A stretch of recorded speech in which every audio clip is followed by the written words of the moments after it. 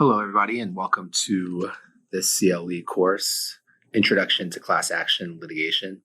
My name is Jacob Phillips, and I'm a class action attorney with Normand PLLC in Orlando, Florida.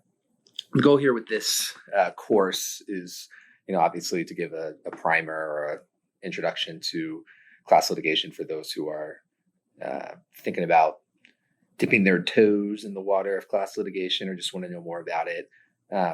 While also hopefully having some entertaining nuggets or different points of view for those who are more experienced class action practitioners. We'll see how successful we are at that, but that's the goal at least. Today's course is essentially broken into three different parts. Part one is going to be class action legal theory. Now it'll kind of be just an introduction into how class actions work, what's the theory behind them, and some of the key cases over the years. Then we'll transition to part two and, looking back at the class action theory, what are some of the public policy debates, some of the criticisms, some of the defenses, both from a more conservative perspective as well as a more leftist or progressive perspective. And then finally, we'll move to part three, which will be the more practical side of it, class litigation in practice, what's kind of the lay of the land and claims that are being brought, and maybe even some pointers or more like food for thought for tactics and strategies in litigating class actions, both from a plaintiff side perspective as well as the defense side. So that's kind of the idea. Let's jump right in part one with class action legal theory. We're going to start with the 1966 amendment to Rule 23, which was basically the creation of the modern Rule 23 and to class actions as they exist now.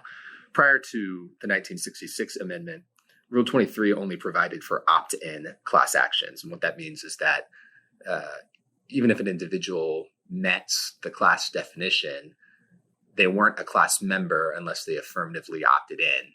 So, for example, if you had a case where the class was defined as, say, everyone who bought a Chevrolet from 1960 to 1965.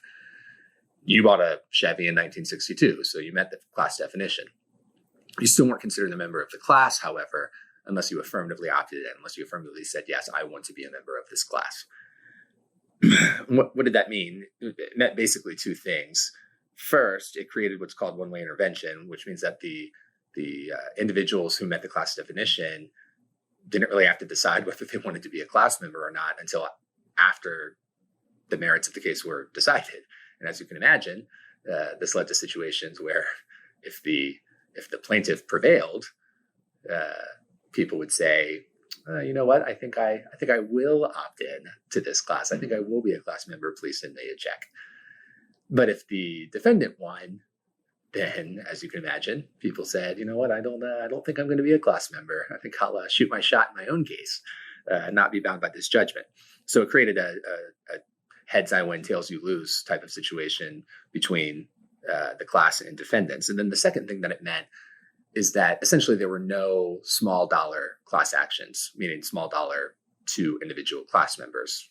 Obviously in the aggregate that can be significant damages, but there was no small dollar per class member class actions mostly because there's a cost for class members to follow along with the case, see the pleadings, see what happens. And if they want to make an appearance, gather the proof to prove that they're class members and what have you. And you're just not going to do that if, you're entitled to $50 or $100 or what have you. And so prior to 1966, there were essentially no small dollar per class member class actions. Well, that changes in 1966 when the Rules Committee, for purposes of class actions for money damages, which as we'll see is Rule 23b3, and that's essentially all we're going to be focusing on today, are class actions for money damages, that in that context, it was flipped from an opt-in mechanism to an opt-out mechanism. So now, post-1966, if you meet the class definition of a certified class, you are a class member unless you affirmatively opt out.